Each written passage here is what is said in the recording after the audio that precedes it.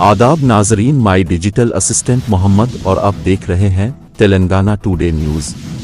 हमने महसूस किया कि अवामी हुकूमत की पहली तरजीह इस आज़ादी को बहाल करना है जो तेलंगाना ने पिछले 10 सालों में खो दी है।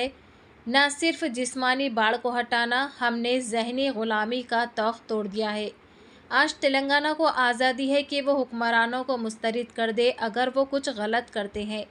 यौम आज़ादी की तक़रीबात के दौरान तारीख़ी क़िले गोलकुंडा में चीफ मिनिस्टर ए रेवंत रेड्डी का ख़ुसूसी खिताब।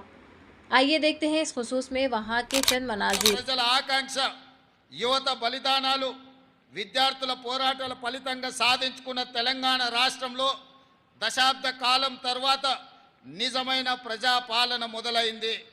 నాటి బ్రిటిష్ దాస్య శృంఖలాల నుండి దేశం ఏ విధంగా అయితే విముక్తి చెందిందో అదే స్ఫూర్తితో అదే పోరాట పటిమతో అంతిమ పోరాటం చేసి డిసెంబర్ 3, 2023న స్వేచ్ఛ స్వాతంత్రాన్ని పొందాం.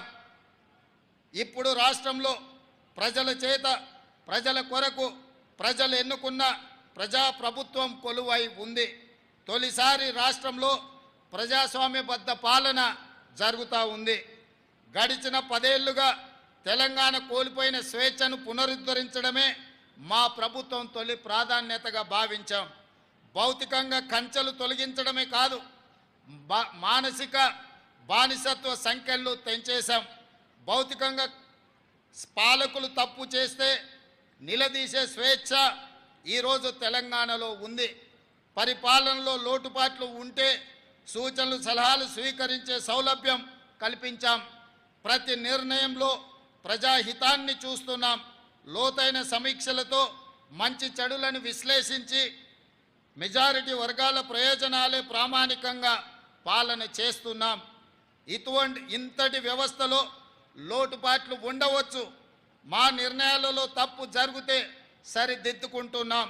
ఎవరైనా తప్పుడు ఆరోపణలు చేసినప్పటికీ సంవయనం పాటిస్తున్నాం. ఇది ప్రజాస్వామ్యం అన్న స్ఫూర్తితో పాలన చేస్తున్నాం. Thanks for watching Telangana Today News. For more updates, subscribe our channel, like, comment, and don't forget to share.